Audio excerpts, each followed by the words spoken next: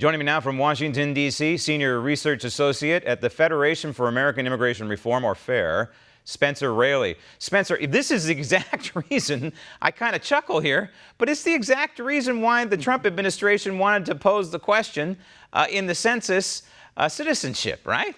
You know, we could get a pretty good idea. You could drill down with some follow-up questions. Okay, so if you're not a United States citizen, are you here legally? Do you have paperwork or not? You know, we know X amount wouldn't have answered that question, but X amount would have. And by the way, I also talk about how there would be a residual effect, I think, if illegals are that paranoid about answering a simple question on the census that's meant to take the census of United States citizens, by the way. But if they're that afraid of that question, then maybe they leave the country. Maybe they self-deport. But the bottom line is, we have a right to know, Spencer, as Americans, how many illegals are in this country.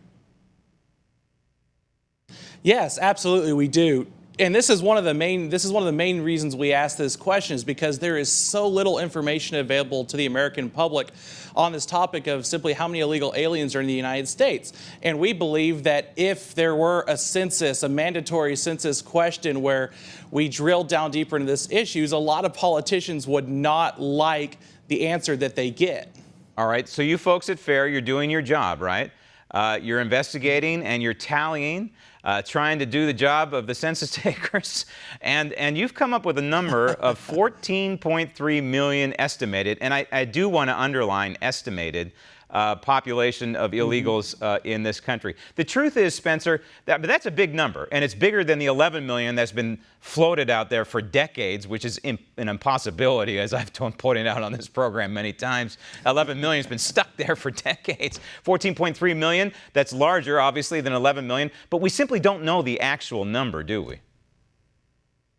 No, there's no way to know the actual number. And if anyone tries to tell you they know the actual number, you can just write them off, because there is absolutely no way to know. A lot of these research projects, as they're coined, rely on Census Bureau information. And a lot of these researchers go through all sorts of mathematical gymnastics in order to try to keep that number at that 10 million that it has been stuck up for many years. But we at FAIR have been trying to actually look at the correct number and look at different migration trends just by digging through information that is readily available to us now, either through overstay data or what the Border Patrol is telling us in regards to how many people are actually getting across the border versus how many are caught. And there are several key reasons for the increase in population. Your estimate that you've come up with, the 14.3 million, which is probably a low estimate, but there are several reasons for what you might call this surge. And one of them, by the way, is the recent surge at the border, coordinated surges, the so-called caravans. Obama-era policies, activist judges have been blocking efforts to try and fix the border and stop the flow. Sanctuary policies, sanctuary state, California, is a harbinger for these illegals. And one more thing, the strong U.S. economy. It's attractive to try and violate our sovereignty. Yes, all of those things together, you're correct. In addition to that, the many loopholes to the asylum program we have right now, and you have so many politicians in the United States that are essentially just holding up big "Welcome to America, come to America" signs for illegal aliens, and it's creating a major fiscal and social strain on U.S. citizens in this country. Harmful to any society.